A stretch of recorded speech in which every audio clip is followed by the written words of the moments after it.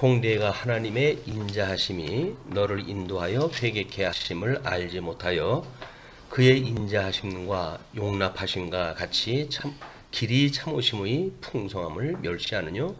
다만 내 고집과 회개치 아니한 마음을 따라 진노의 날 곧 하나님의 의로우신 판단이 나타나는 그날에 임할 진노를 내게 쌓는도다.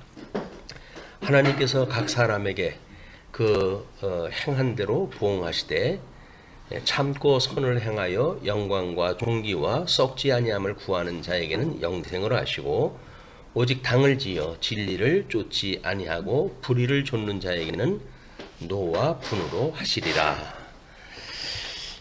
오늘 우리 주제가 최종 심판에 대한 이야기입니다. 그 중에 2절 증명과 성질에 대한 이야기인데요. 아마 우리는 늘 그 구원사 쪽에서 입장에서 보게 되면 그것이 문제인 것 같아요. 그게 풀리지 않는 문제가 하나님의 절대 주권과 인간의 이 의지 문제. 그래서 이 주권이 있다고 한다면 인간의 의지가 없는 게 맞죠. 이 인간의 의지가 맞는데 심판이라든지 이런 걸 보게 되면 전부 인간의 행위에 따라서 심판이 있다고 이제 이야기를 한단 말이에요. 그럼 하나님의 절대 주권이 있는데 어떻게 인간이 스스로 자기 의지를 가지고 행위를 갖다 할 수가 있고 그 행위에 따라서 심판을 하느냐라고 하는 걸로 해서 사람들이 갈등을 일으키거든요.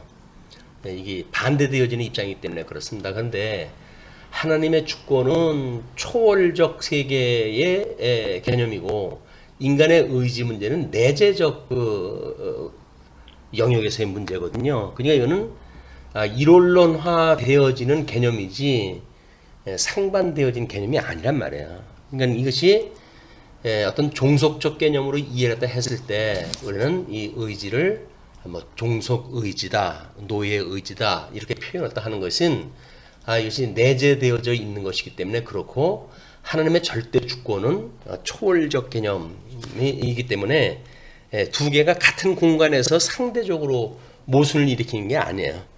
주제를 놓고 보면 그렇지만 그래서 이걸 입체적으로 이해를 하게 되면 인간의 의지는 피조 세계에서의 이야기고 하나님의 절대 주권은 피조자의 입장에서의 그 능력이기 때문에 이걸 모순으로 이해하는 그거는 구도상의 문제가 있다. 그래서 이걸 수평적으로 이해하느냐 입체적으로 이해하느냐에 따라 다르기 때문에 지금 우리가 이런 인간의 심판, 인간의 행위로 말미암은 심판 이야기를 할 때마다 끊임없이 그러면 인간이 하나님의 절대적인 그 뜻이 있는데 인간이 그 행위를 하나님의 뜻을 벗어날 수 있느냐? 라는 걸로 해가지고 이 인간의 의지에 대한 문제에 전혀 책임이 없다고 그렇게 이제 우리 칩불렀다 하는 거예요. 이것이 뭐 궁극적으로 보게 되면 하나님의 절대 주권을 가지고 계신 분께서 창세전에 이미 선택과 유기를 예정하다 하셨잖아요. 그럼 이 선택과 유기를 예정하다 하셨는데 그 예정에 의해서 인간이 지금 그 의지 활동을 하게 되어진다. 절대자 하나님으로부터 모든 것이 우리가 존재하는 것도 있는 것도 또는 기동하는 것도 전부 하나님께로부터 받는 일이기 때문에 우리가 선택과 유기라고 하는 그것이 우리 인간의 의지를 통해서 이제 우리가 결정이 되어지는데 그 행위는 결국 하나님의 뜻대로 되어지는 것이다. 이제 그렇게 했을 때 그러면 하나님의 뜻으로 되어진다고 한다면 왜 그 책임 문제를 인간한테 돌리느냐 이제 이렇게 이야기를 해요.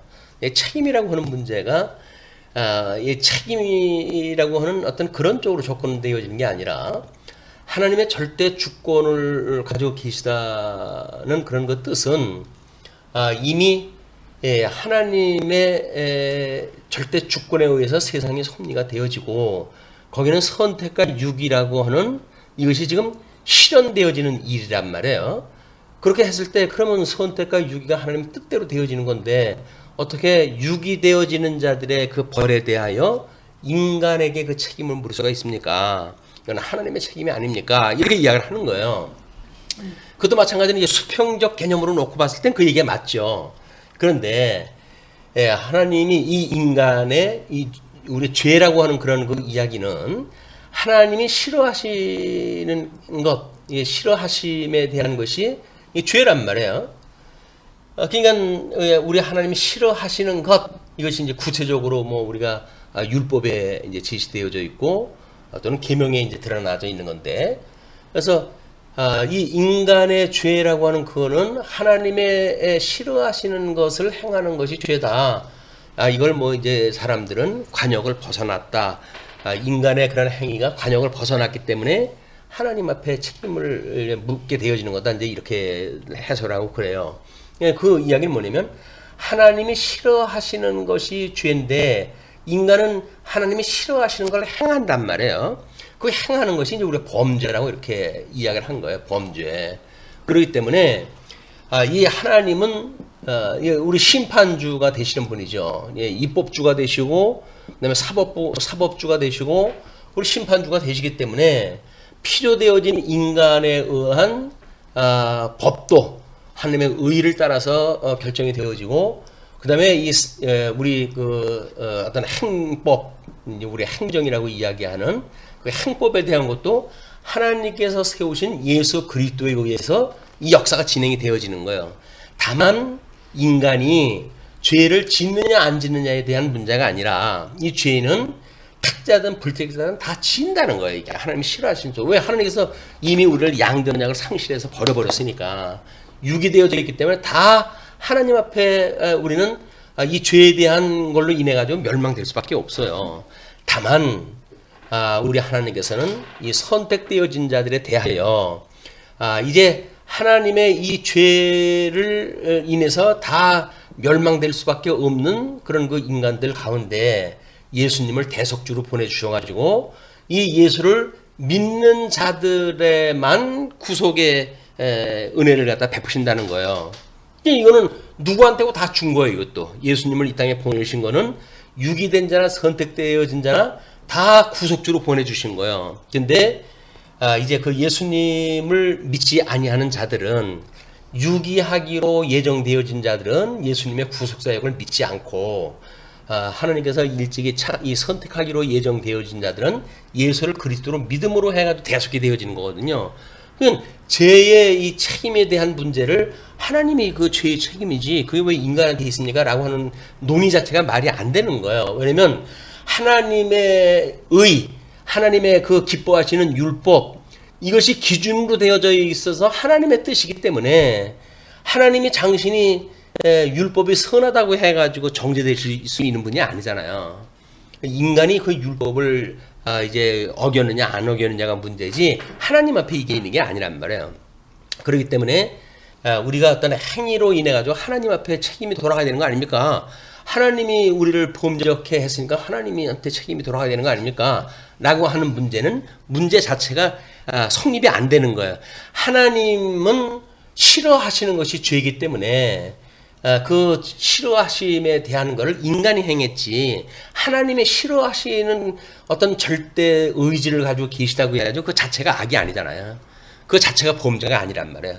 그러면 하나님은 여기서 이 죄에 대한 책임을 질 수 있는 여건이 하나도 없어요. 하나님은 이 죄라고 하는 그 죄 책임이라고 하는 그 이야기는, 이 책임은 어떤 죄를 진 사람이 이걸 가지고 있는 거지, 죄라고 하는 것이 무엇인가 그 절대 이성적 기능을 가지고 계신 분이 책임을 지시는 문제가 아니란 말이에요. 사람들은 이제 이런 개념을 모르기 때문에 하나님이 우리를 유기할 자들에게는 하나님 예수님을 믿는 그 믿음을 주시지 않았고, 그래서 인간의 그 죄를 지게 하신 게 아니냐, 불순종해가지고 우리를 다 죄 가운데 두셨으니까 그 책임을 왜 인간한테 묻느냐, 그런 이야기인데, 하나님의 그 행위는 죄를 졌느냐 안 졌느냐의 문제가 아닌 거예요. 왜냐하면 다 죄 가운데 집어넣었으니까. 다만 거기서 선택되어진 사람들은 구속주로서의 예수님을 믿고 다른 사람들을 믿지 않는 거예요. 그러니까는 우리 예수님이 하신 이야기가, 나를 너희들이 믿지 않는 걸로 가지고는 문제가 안 돼. 다만 이제 장차 오실 성령님을 거역을 하면 너희들은 구원받을 길이 없어. 이렇게 이야기를 하신단 말이에요. 왜냐하면 예수님은 이제 대속주로 이 땅에 오신 분이니까, 그걸 믿고 안 믿고라고 하는 그 이야기는 인간들이 하는 일이에요. 그렇기 때문에 그걸로 인해가 죄를 묻지 않겠다는 거예요. 그러나 성령이 오셔가지고 하나님의 뜻이 무엇인지, 하나님의 섭리가 뭔지, 하나님의 구원의 원리가 뭔지 이걸 깨닫게 하는 성령이 오셨는데도 불구하고 예수를 그리스도로 믿지 않았을 때 너희들은 다 심판을 받게 되어지는 거다. 그런 그 이야기입니다. 그래서 이 어떤 이 심판에 대한 증명과 성질에 대한 것도 성경적인 이 증명에 대한 걸 성경적 증명을 이렇게 풀어나갔어요. 바울은 미래 심판을 전도의 중요 부분으로 삼아 열렬히 선포하였다. 그는 이것을 선포함에 구약과 신약의 언사를 아울러 사용하였다. 구약은 하나님의 심판으로 선을 장려하고 악을 징계하기 위해 엄숙하였다.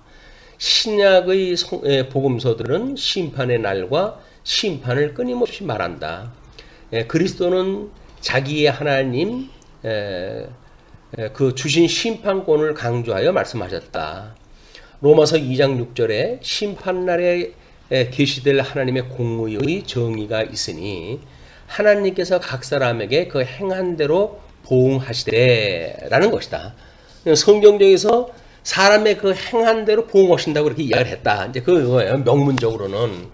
그냥 그것도 사실은 성경에서 이야기하는 어떤 가정 논리, 선택과 유기를 이루어 가시는 가정 중에 믿는 자와 믿지 않는 자에 대한 이야기이기 때문에 궁극적으로 절대 주권을 가지고 계시는 하나님의 차원하고는 다른 개념이에요. 이제 필요세계에 있는 이야기니까. 그렇게 이야기를 하니까 문제 제기하기를 사도 바울의 전도의 주요 중심은 예수가 그리스도임이지 심판이 아니다. 이렇게 이제 문제 제기를 했어요. 이것도 지금 우리 교회신학에서 이 심판에 대한 이야기에 대한 핵심을 제대로 읽어내지 못한 거예요.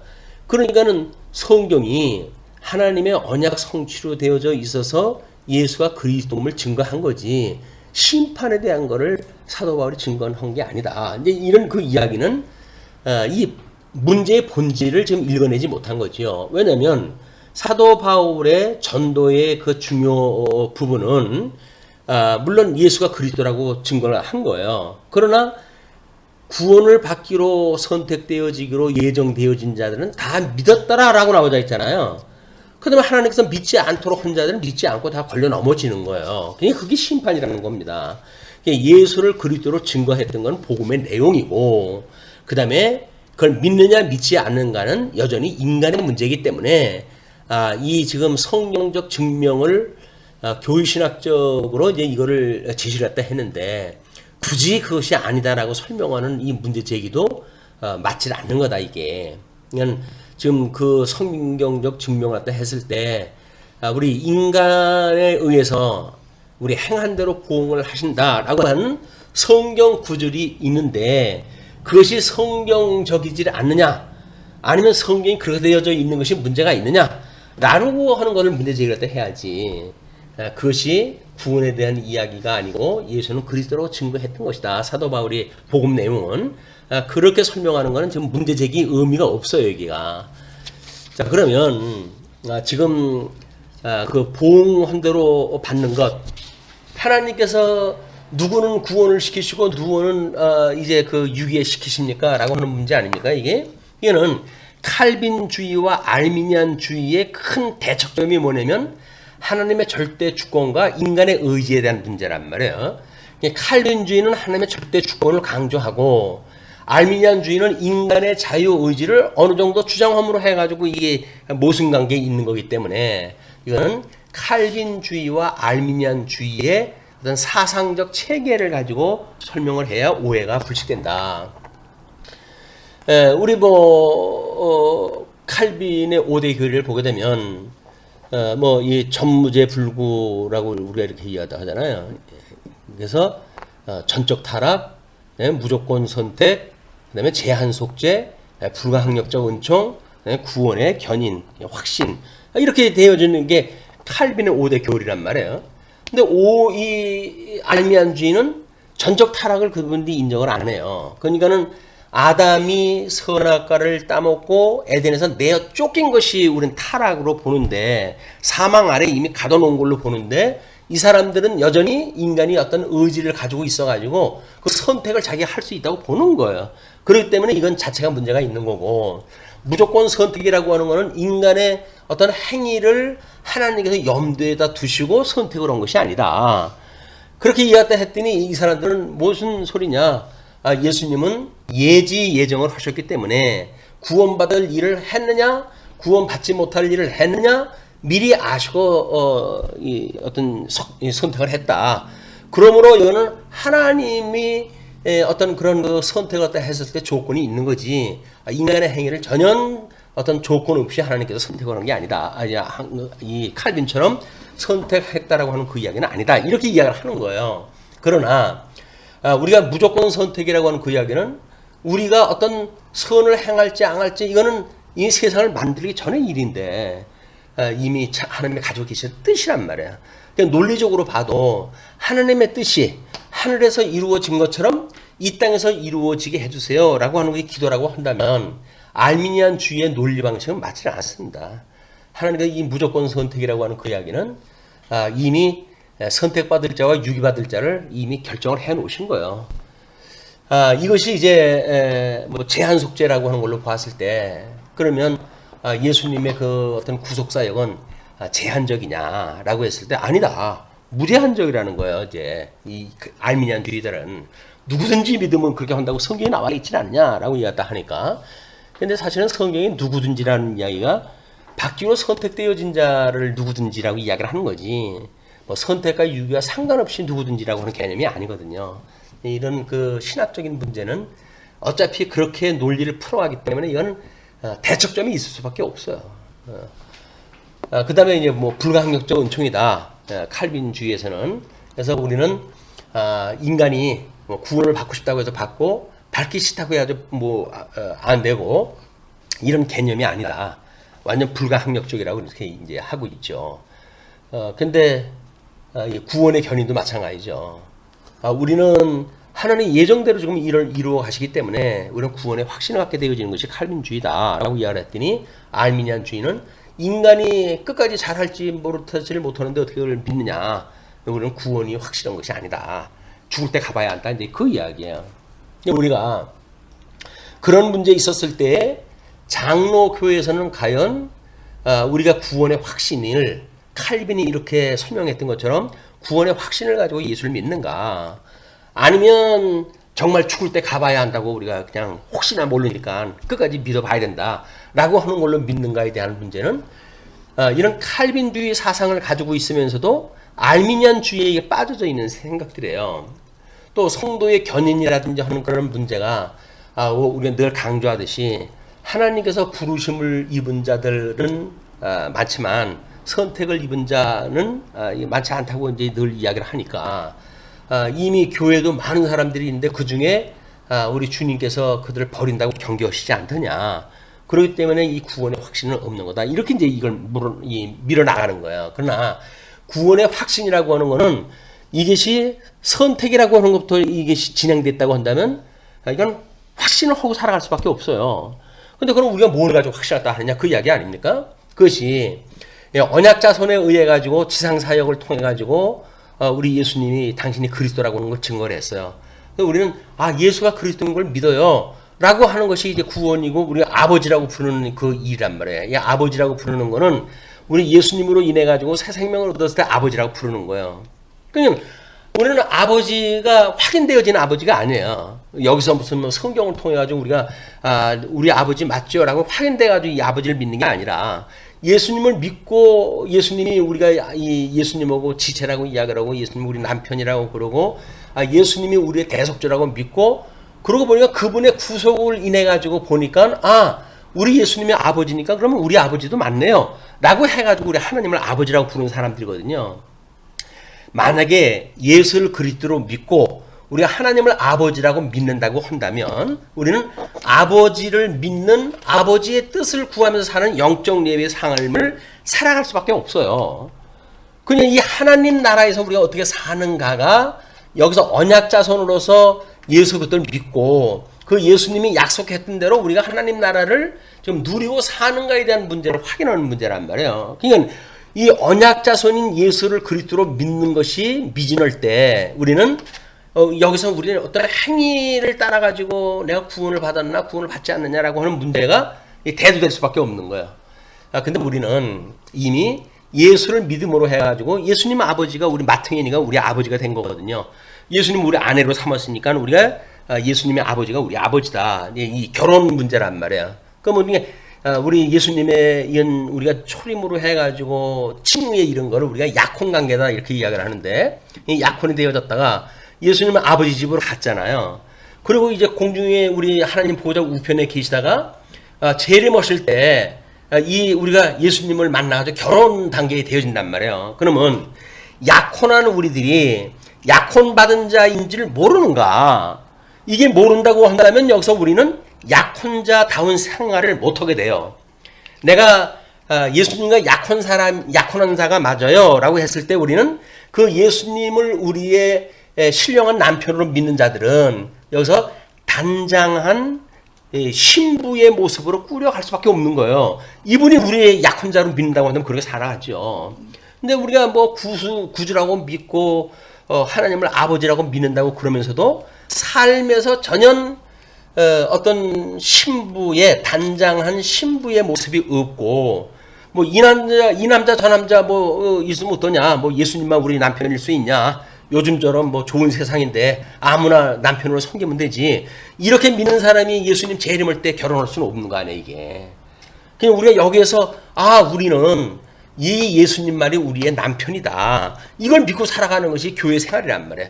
그분의 신앙 고백 후에 주님의 몸된 교회를 세우고 가진 음부의 권세가 공격을 했다 할지라도 무너뜨리지 못하는 교회를 세운다고 믿고 그 예수님을 표대로 해가지고 끊임없이 달려가는 거예요. 예수를 믿는다고 하는 그 이야기는 단장한 신부의 모습으로 살아가는 것이 예수를 믿는 겁니다. 그러니까는 믿는다고 하는 그런 그 이야기에 행위가 없는 게 아니에요.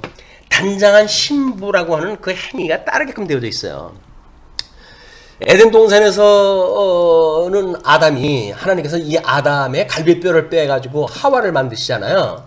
그럼 이제 아담은 하나님의 아들이에요. 그럼 하와는 뭡니까? 이 아담의 갈비뼈를 빼가지고 이제 이 하와를 만들었으니까 이게 하나님 나라의 하와가 이 당신의 몸이라고, 이게 머리 대신 예수님이고 이게 몸된 교회예요. 이게 그러니까 결국은 궁극적으로 우리가 이제 영원한 나라도 우리의 아담 되시는 둘째 아담이신 예수 그리스도가 우리의 머리가 되시고 그분으로 말미암아서 지어져가는 모든 교회, 이것이 하와야. 지어져가는 이 여성에 대한 문제. 그걸 우리가 뭐 요한계시록에서는 여자가 이제 아기를 낳았다고 표현도 하고 그런 그 이야기입니다. 그리고 마지막 날 이제 하나님 나라를 하나님께 바치게 될 때 그때 예수님이 뭘 보내냐면 이 단장한 신부들을 보고 칭찬할 때 해주셔요. 너희들의 모습이 하와예요. 하나님께 바치는 그 교회 모습, 그 교회가 마치 단장한 신부의 모습과 같았더라, 이렇게 이야기 돼요. 이 하나님 앞에 바치는 교회가 바로 뭐냐면 이 재림하신 예수님이 당신의 신부를 하나님 앞에 이제 드리는 일인데 그것이 하나님 나라의 내림이란 말이에요. 그래서 이 하와를 요한계시록에서는 단장한 신부와 같더라. 이게 교회의 아름다운 모습이에요. 교회라고 하는 성도의 모임이니까 성도들이 어떻게 살았는가, 어떻게 살아가는가라고 하는 것이 단장한 신부처럼 이 신랑에게 부끄러운 일이 없도록 살아가는 모든 여인들, 우리 교회의 성도들, 이런 성도들을 하나님 앞에 바치게 되어지는 것이 단장한 신부와 같은 예루살렘, 새 예루살렘 모습이 단장한 신부 같다고 이야기를 하니까, 그래서 그 새 예루살렘을 하나님 앞에 바치는 거예요, 이게. 그러니까 성도들의 믿음으로 구원을 받는다라고 해가지고 행위가 없는, 행위냐 믿음이냐라고 하는 걸 이분법으로 나눠놓음으로부터 이게 문제가 생기는 거예요. 하나님의 의로 인하여 우리가 칭함을 받았다고 한다면 우리는 칭의의 열매를 맺을 수밖에 없고, 왜? 예수님이 약속하신 것이기 때문에 이게 맺어질 수밖에 없는 거예요. 맺어진다고 한다면 그거를 예수님께서는 단장한 신부와 같다, 이렇게 칭찬했다 하시고 마지막 날 하나님 앞에 우리를 갖다 이제 이끌어 들이신단 말이에요. 우리 어떤 구원의 확신을 어떻게 합니까? 내가 단장한 신부와 같은 마음을 갖고 싶은 마음이 있는 것. 아, 난 예수님의 신부가 맞아. 우리는 나는 예수님만 믿고 이렇게 그래 살아가는 게 맞아. 라고 하는 사람은 자기가 신부죠. 누가 무슨 확신을 갖다 뭘로 해요? 아, 자기가 약혼을 갖다 했다고 믿고, 아, 그분이 지금 하나님 나라에 가가지고, 이제 하나님 그 완성의 때가 되면 우리를 데리러 오신다고 약속이 되어 있는데, 그걸 믿고 나는 신부야 라고 해서 조신한 몸새를 갖다가 꾸리고 살아가게 되면 이게 믿음의 확신인 거예요. 근데 이거를 마치 여기서 내 멋대로 사는 것을 놓고 행위가 있느냐 없느냐를 따져가지고 이걸 신부냐 아니냐, 뭐 구원의 확신이 있냐 없냐, 이렇게 이야기를 하니까 우리가 생각하고 있는 구원의 확신이 전혀 엉뚱한 방법에서 찾는 거예요. 그게 문제가 생기죠. 우리들은 지금 구원의 확신이라고 하는 것이 뭐냐면, 아, 나는 예수님의 아내가 맞아.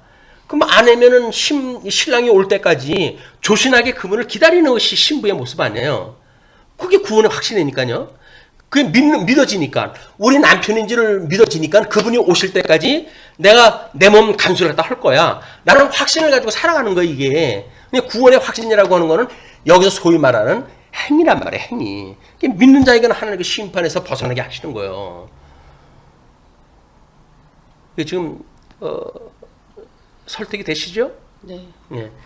우리가 이걸 자칫 잘못하게 되면 어떤 믿음이냐 행위냐라는 걸 이분법으로 나눠놓고, 아, 내가 행위가 이런데 내가 예수님을 믿는 게 맞아? 이렇게 이야기를 하는데, 우리가 그분을 정말 신랑이라고 믿는다고 한다면, 아, 그분을 은혜고 나를 데리러 올 거야 라고는 확신이 있어야, 여기서 세상의 미혹자들이 우리한테, 야, 그 남편만 남자냐, 뭐 여기 세상에 남자가 하나둘이냐, 이렇게 하던 미혹을 할 때 우리가 그걸 뿌리칠 수가 있단 말이에요. 그게 우리가 우상 숭배로부터 벗어날 수 있는 힘이 뭐냐면, 나는 참 신랑이신 분이 있어, 너까지 쓰레기 같은 인간들하고 내가 같이 살 수가 없는 사람이야 라고 하는 자부심을 가지고 살아가야 되는 건데, 세상에 혹해가지고 세상 살아가는 방식대로 살아가면서, 아, 나는 정결한 신부야 라고 이야기를 하게 되면, 내가 가만히 나를 갖다 봐도 그런 게 아니잖아요. 그게 구원의 확신이 없는 거예요. 내가 예수님이 내 남편이 맞지, 신랑이 내 신랑이야, 그분 올 때까지 내가 조신하게 살아가는 것 너무나 당연한 일이지 라고 믿는다고 한다면 우리는 그분을 신랑으로 믿는 사람들이 맞다니까요. 근데 여기서 대충 까이고 뭐 구원 받았는데, 뭐 예정됐다고 그러는데 이미 구원 받은 것, 뭐 약혼했는데 나중에 오실 때 무슨 결혼 안 시키겠어? 라고 하는 걸로 한다고 하는 건 막가파적인 이 어떤 생각이란 말이에요. 우리 예수님이 우리를 약혼을 갖다 해주셨으니까 결혼에 끝내 하실 거야 라고 하는 그런 그 이야기가. 근데 약혼을 했다고 한다면 이스라엘 백성들의 결혼 제도는 약혼한 자는 결혼한 것과 똑같아요. 그 예수님이 출생을 갖다 했을 때도 요셉이 경건한 자가 돼가지고 가만히 마리아를 끊고자 했다 그러잖아요. 왜냐면 약혼을 갖다 한 사이인데도 불구하고 지금 다른 남자 아이를 낳은 거 아니에요. 그러니까, 아, 이거는 뭐 그때 율법으로 하거나 뭐 그 율법으로 따지거나 이건 봐줄 일이 아닌 거예요. 그냥 이걸 가만히 끊겠다 그래도 뭐 내가 나서가지고 할 것이 아니라 그냥 가만히 끊으려고 그랬는데, 천사가 와가지고 뭐라 그래요? 야, 우리 성령으로 해가지고 잉태된 그 마리아야, 너 그거 뭐 버리거나 그러면 안 돼. 너 꼭 데리고 내가 지시하는 대로 이제 움직여 라고 해가지고 마리아를 데리고 뭐 호적을 갖다 하러가고 애국까지 내려갔다가 이런 파란만장한 삶을 산 거 아닙니까, 요셉이. 그러니까는 약혼이라고 했던 그런 그 이야기는, 약혼자를 우리가 끊는다는 그 이야기는 파혼이에요, 파혼. 약혼을 끝나는 거는 결혼을 이혼을 갖다 한 것처럼, 우리는 세상에서는 뭐라 해요? 약혼을 갖다가 깨트는 건 파혼이라고 그러잖아요.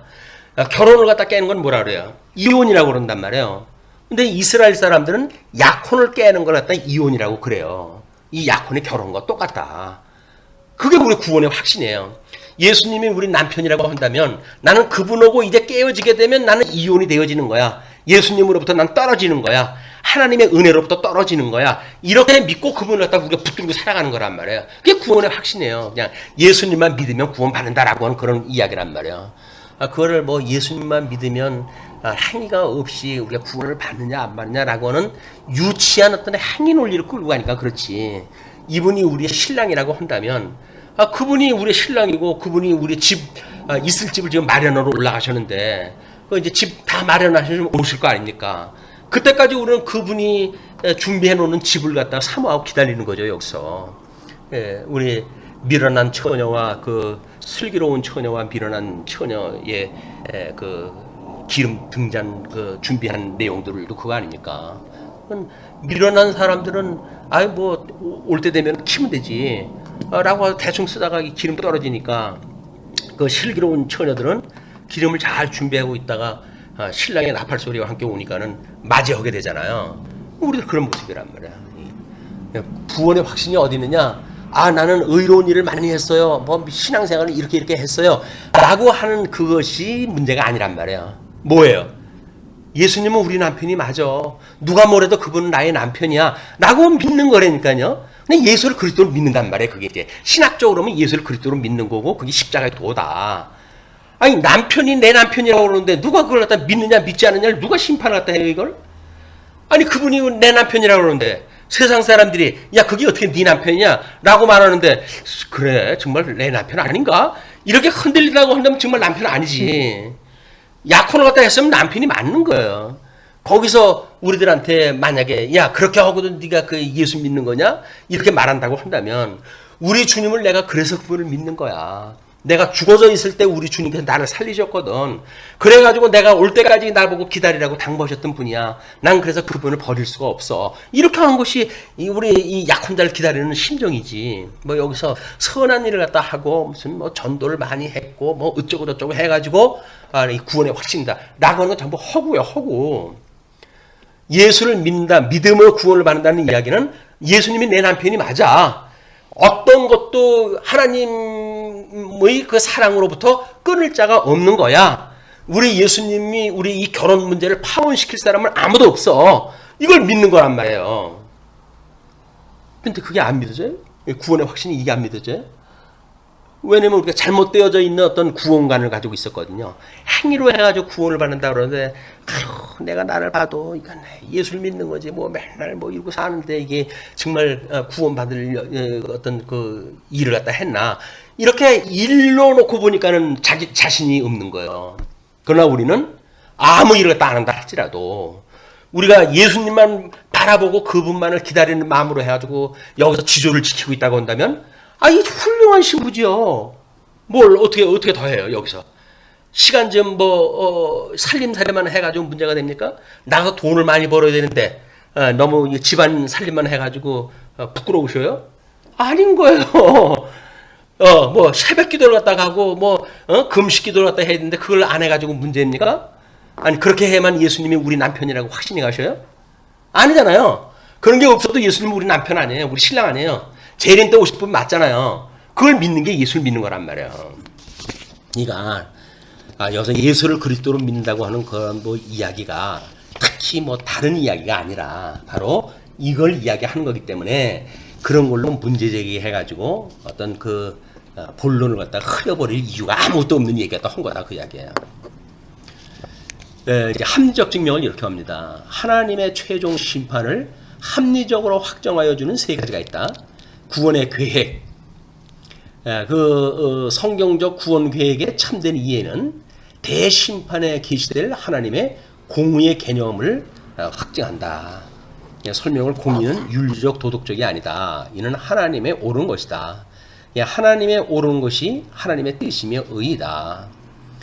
두 번째는 양심이라 그랬어요. 양심은 하나님이 인생 영혼 안에 세우신 하층 법정, 이제 세상 법정으로서 말한다. 그래서 양심은 인생 영혼 안에서 하나님을 대표하여 그의 심판대에 향하여 증언한다.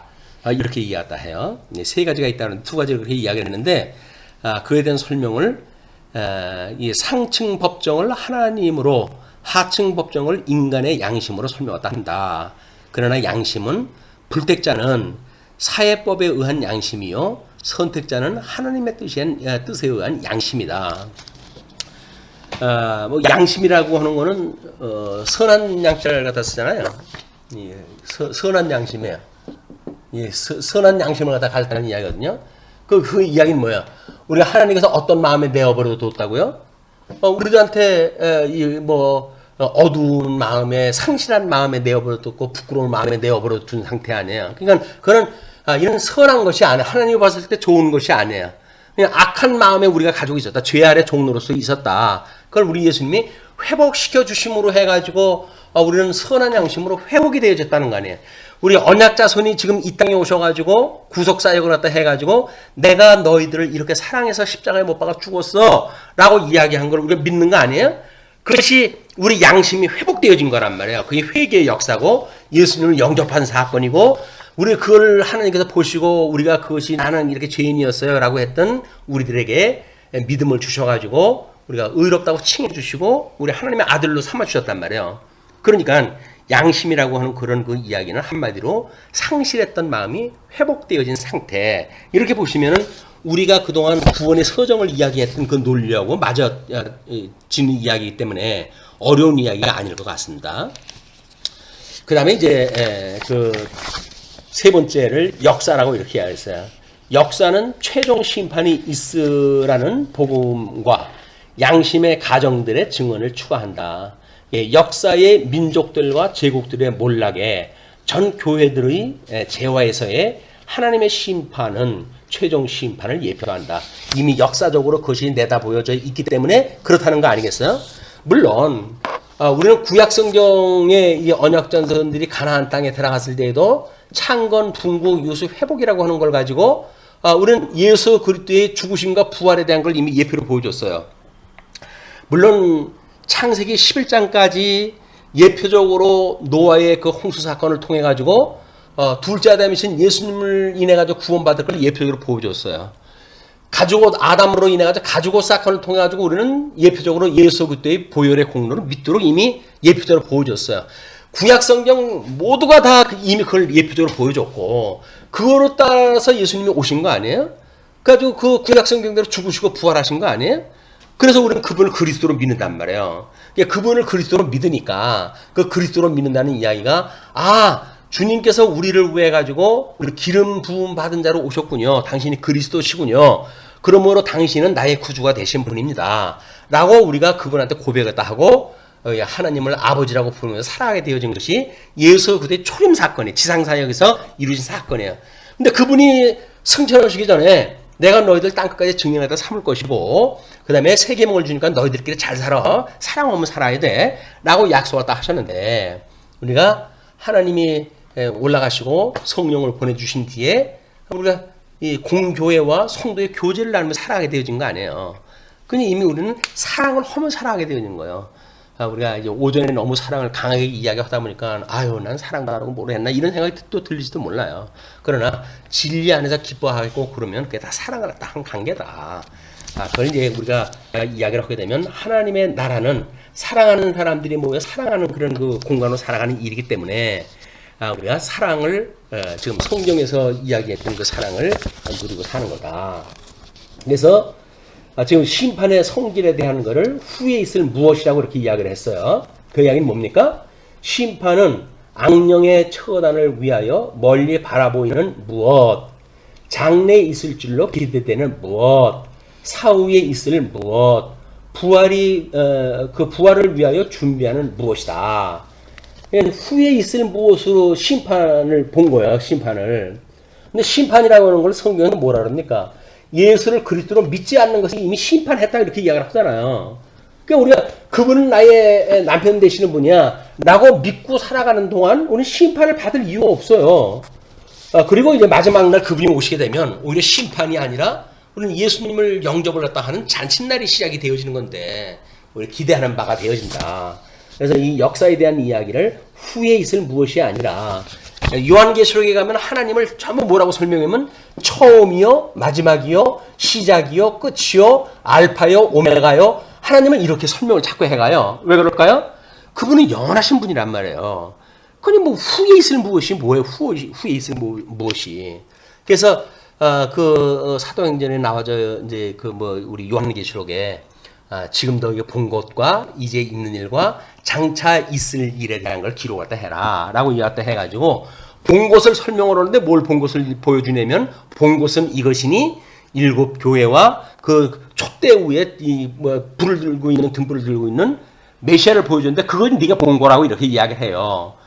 그래서 사람들은 어떻게 하냐면 그러면 요한계시록 1장은 본 것, 2장, 3장은 이제 있는 것, 그리고 4장 이후가 그럼 장차 있을 일이로구나. 이렇게 이제 오해를 한 거예요, 구조를. 그런데 우리 예수님이 교회를 두루 돌고 계신 예수님이 소개됐단 말이에요, 1장에. 그 분이 어떤 분이냐면 처음이요, 마지막이요, 시작이요, 끝이요, 알파요, 오메가이신 분이에요.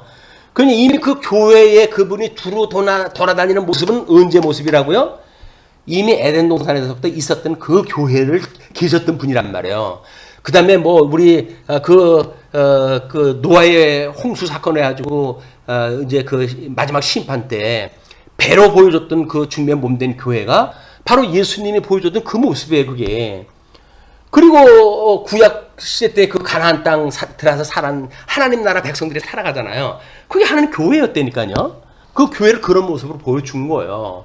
그거를 이제 히브리서 기자는 그렇게 이야기를 했잖아요. 모세를 불러가지고 성막을 짓게 했을 때 그 성막은 하늘 위에 성전의 모습을 보여준 거고 모세는 그거를 모양을 따가지고 지은 거다. 그러므로 모세가 섬기던 그 성전은 참 하늘의 것이 아니라 참 하늘의 것을 본따 가지고 만드는 그림자다. 이렇게 이야기를 했어요, 히브리서 기자가.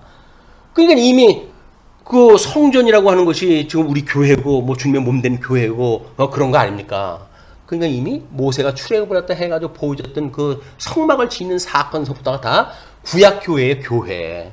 그 교회는 신약교회가 따로 있고 구약교회가 따로 있는 게 아니에요. 구약교회는 이스라엘 백성들한테 보여주는 뭐 어떤 육적 방법으로 계시가 되어진 건 맞죠. 그렇다고 해가지고 그게 따로 있는 게 아니에요. 그냥 하나님 나라, 영원하신 하나님 나라를 모형적으로 하나님 그렇게 계시를 한 거예요. 그럼 예수님이 오신 건 어떻게 된 거예요? 이렇게 하늘에 이셨던 분이 이 땅으로 직접 오신 거예요. 이분이 천지를 창조하셨던 그분이 직접 오신 거예요, 성전으로. 그걸 이제 이스라엘 백성들이 모르니까 너희들 그 성전을 헐어라, 내가 사흘 만에 짓겠다 이렇게 이야기를 했잖아요. 요한이 봤던 그 성전의 모습은 하나님 나라의 모습, 예수 그리스도의 모습 본 것은 이미 구약 성경으로부터 예수님 오시기 전까지 모든 교회를 다 이야기를 하는 거다. 그래서 이 창세기로부터 전 성경을 다 동원을 해가지고 요한계시록을 풀어야지 1장은 본 것, 2장, 3장은 있는 것, 4장 이후는 장차 있을 것, 이렇게 보는 건 너무 협의적인 방법이란 말이야. 성경 그렇게 봐도 풀리질 않아요, 요한계시록은. 왜냐면 이제 아까 하스몬 왕조의 타락사로부터 아까 우리 그 7주 시가게 된 걸 이야기를 했지만 그것을 이야기하기 때문에 하스몬 왕조가 포함되지 않으면 안 돼요. 헤로드 왕조가 포함되어야 되고 하스몬 왕조가 포함되어야 돼요.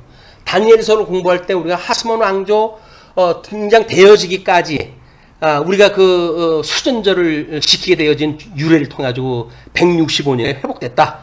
이렇게 설명을 해왔잖아요. 다니엘서 그 이후에 하스몬 왕조가 하나님께서 주셨던 다윗에게 주었던 나라를 다 차지할 정도로 되어집니다.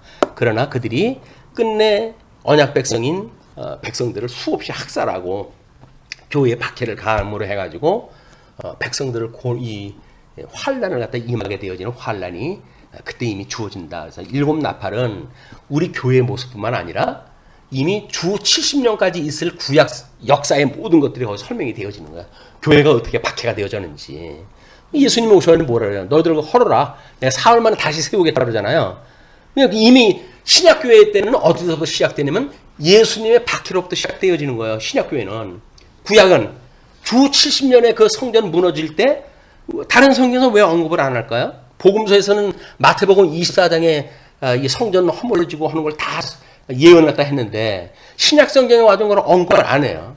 왜냐면 그건 유대인의 일이거든요. 이제 예수님의 일은 이미 성전 허물어지고 그놈으로 해가지고 이미 신령한 이 제사가 다 끝났어요. 예수님으로 인해가지고. 그래서 기독교와 유대교가 갈라졌는데 그 기독교에 대한 문제가 일곱 나팔째, 일곱째 나팔에 대한 이야기고 여섯째 나팔까지의 이야기는 구약사, 중간사 또는 성전 70년에 무너질 때까지 그때 일들, 이런 일들을 전부 이야기를 한 거예요. 그래야 이제 성경 66권에 있는 중간사로부터 창세기로부터 해가지고 모든 성경이 다 언약대로 이루어진 결정판인 요한계시록 우리가 볼 수가 있는 겁니다. 자, 그 다음에 이제 그 수반사와 동성이라고 이렇게 이야기를 했어요. 수반되어지는 일, 그리고 그거하고 같은 성질의 그 성자.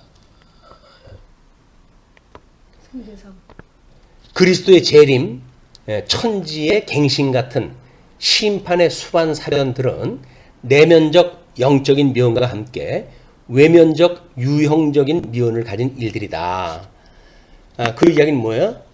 그런 성격은 같으나 그런 것들이 외형적으로 유형적인 면을 이야기한 것이 재림 사건이고, 그 다음에 뭐 천지의 갱신이고 심판의 수반이라든지 이런 일들을 설명한 것이다.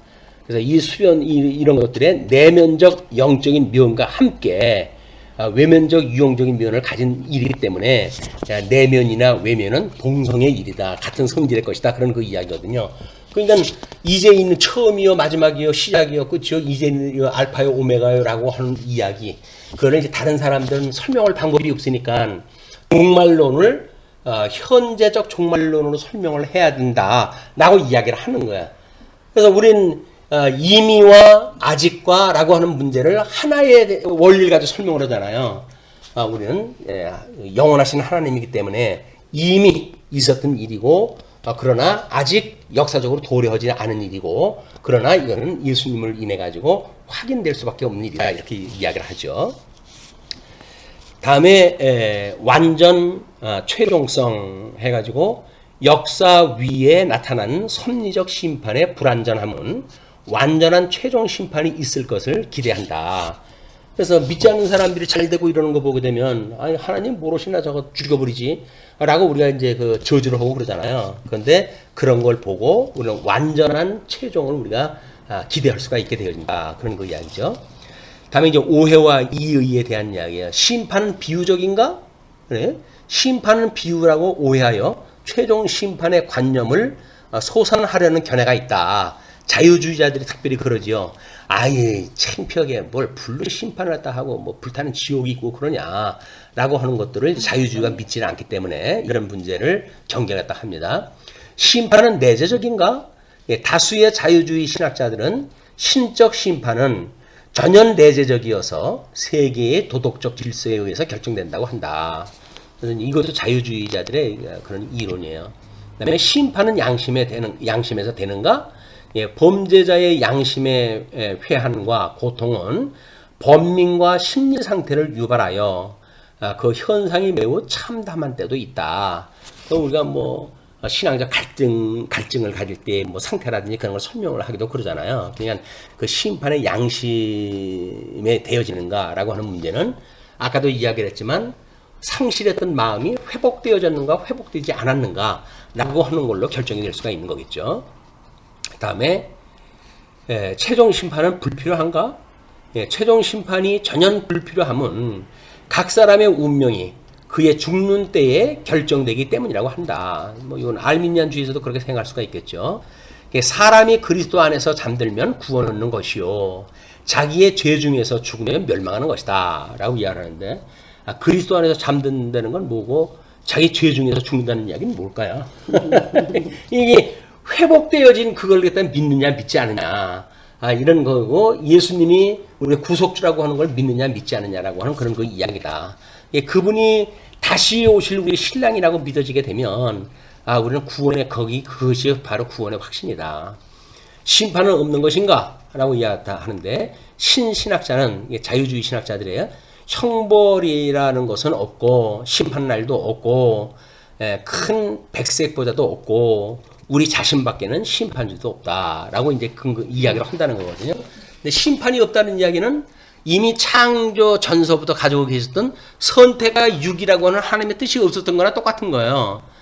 그러니까는 그래도 종교 개혁 당시에 칼빈주의와 알미니안주의의 신학적 논쟁들은 그나마도 성경적 근거를 가지고 이걸 하니까 이걸 우리가 그래도 공부할 이유가 있는데, 자유주의자들의 이야기는 성경적 근거도 없어요. 이제 완전히 그런 걸 가지고 인간이 이성을 가지고 이야기하는 일이기 때문에 더욱 참담하게 되어지고 그런 자들한테 성경 가지고 이야기를 하게 되면 답답하다고 또 오히려 덤벼들어요. 그런 자들한테는 백약이 무효입니다. 성경 하나님의 말씀인 성경을 이제 그 무시하는 자들은 백약이 무효예요. 방법이 없어요. 변증할 방법도 없고 그걸 증거해가지고 진리를 증거할 수 있는 그런 근거도 없어지고 이 사람들한테 구원의 도를 전할 그런 방법도 없어진다. 최소한도 하나님의 말씀을 인정하는 자들에 의해서만 이것이 가능한 일인데 점점 세상이 갈수록 성경의 무호성 다 부정하고 성령의 영감성 부정하고 이런 걸로 해가지고 점점 구원의 그런 때로부터 멀어지고 있다. 사람들이 우리 성경을 가까이 해야 될 일이 여기 있다고 보여집니다. 네.